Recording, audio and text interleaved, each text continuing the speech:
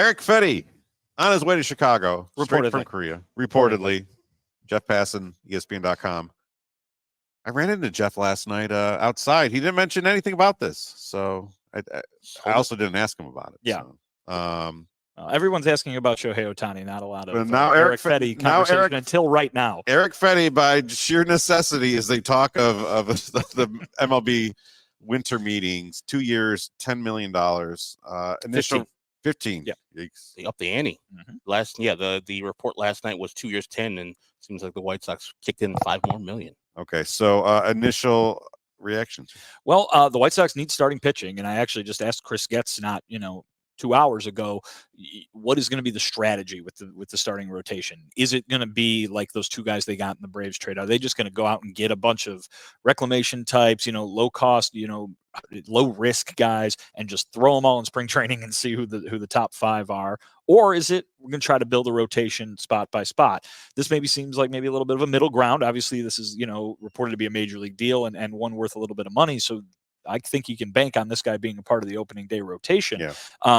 But it is going to be interesting to see what he does, because the last time he pitched in the major leagues, 2022, the numbers were not good. The ERA was getting up close to 6. The year before that, 2021, the ERA was at 5.5. Then he goes over to Korea last year, and he's the best player in the league. He wins the MVP award with a 20-win season, a 2-flat ERA, 180 innings. He was awesome for the wonderfully named NC Dinos, which is a great team name over there in Korea. But I don't think anybody can go into the season knowing how that is going to translate upon a return to Major League Baseball. Certainly, he was good enough in Korea to get himself a 2-year deal. You got to applaud him for turning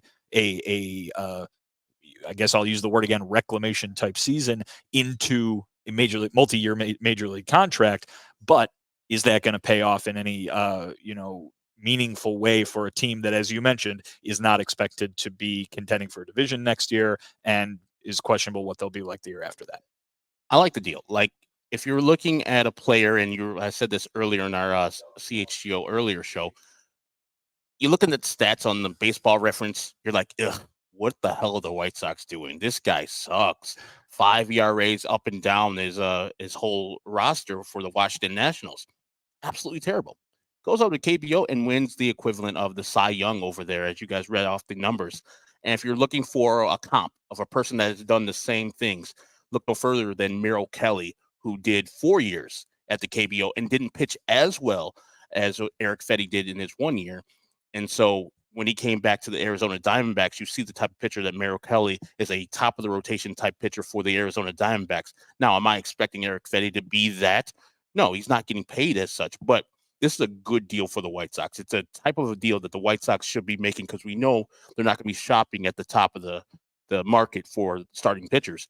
This is a way you can get a player that is shown the KBO that he can pitch at their top of that level. And it's about AA, AAA level over there, equivalent to the major league. So he's striking out real people, and he's doing really well in his job. So I think it's a good thing. And I think he developed a slider/sweeper over there. So he struck out more people than he usually does here stateside. So he'll be bringing that to the White Sox. And with Brian Bannister doing the pitch shaping and working with Ethan Katz, I think this is a great signing for the White Sox. Awesome job by Chris Getz and Josh Barfield. So Chris Getz was actually asked about this potential deal today. He said he would not comment on that.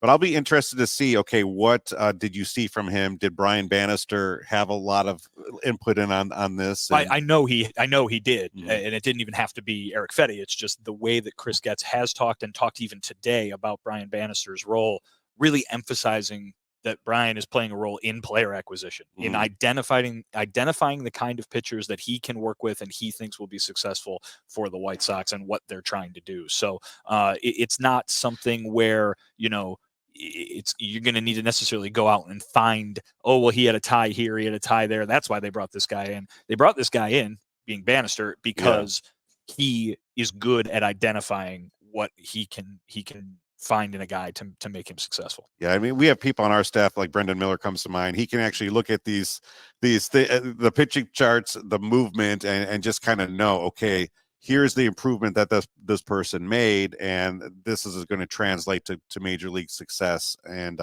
obviously Brian Bannister is at the top of the field when it comes to that. So $7.5 million for a starter. If this does pay off, I mean, I'm sure $7.5 million. I'm sure Jerry Reinsdorf doesn't like cutting any checks, let alone something like that. But if it does pay off, it will pay off big. What I'm interested in is how this lines up with what the White Sox are trying to do. Is it a play where they think we can get a guy that a year from now, 2 years from now, is going to be worth way more than that $7.5 million, and that creates a potential asset for them? Mm-hmm. Or do they see themselves being a AL Central contender come 2025? Hey, this is a 2-year deal. We got him now, but hey, he's going to be a good part of our rotation the next time that they are contending. And certainly it goes into some of the stuff that Chris was saying today about defining what this whole project is. Is it a rebuild? Isn't it a rebuild? Whatever you want to call it. I guess the point being, I'm interested to know, and we might not know this until next, after the 2024 season is concluded, but I'm interested to know, how does signing Erick Fedde to a 2-year deal right now help them achieve their goal for what they're trying to do? I mean, look at the work that they've done to acquire starting arms, as the White Sox needed this. Michael Soroka, Schuster out there. Now you have Erick Fedde. You have, for all intents and purposes, a full starting rotation that pretty much have all had major league success or major league pitching in their past. Like Schuster last year, same thing with Soroka, and then Fedde a couple of years ago, but playing well this year at the KBO. Maybe don't trade Dylan Cease. As Vinnie says, maybe they're thinking this is a major league staff that can compete in the AL Central now, especially if they're getting what Fedde did last year with the Dinos. I don't expect them to have a 2 ERA, but if it's somewhere in the mid-3s, I'm thinking the White Sox are going to be very thrilled with Fedde and what the rest of the starting staff is going to do. Well, definitely be interesting to watch. And do you think this is their big prize at the winter meetings? I mean, certainly if we're talking about the pace at which moves have been made across baseball in the last 2 days, then this might be the prize of the winter meetings. But listen, I think Chris Getz and Josh Barfield both outlined today that life will continue after tomorrow, after everybody goes home tomorrow. And this is a unique few days on the calendar every year because all the front office folks are here together. I think the way Chris described it is you're in your room with your group and right down the hall is somebody else. Like all you got to do is walk a few feet to find maybe a potential trade partner or somebody to have a conversation with. The way the things are playing out this year, that is really not really making that big of a difference, but it doesn't mean that the talks that they are having during these 2 days, during these 3 days, won't pay off a week later, won't pay off 2 weeks later. We've heard in the past, across the game, we had these conversations at the winter meetings and they led to this. We had these conversations and they led to that. So obviously you're going to see that with the majority of teams because here we are in the evening already on day 2, and there really haven't been that many moves made at all. We all silly like the mayor.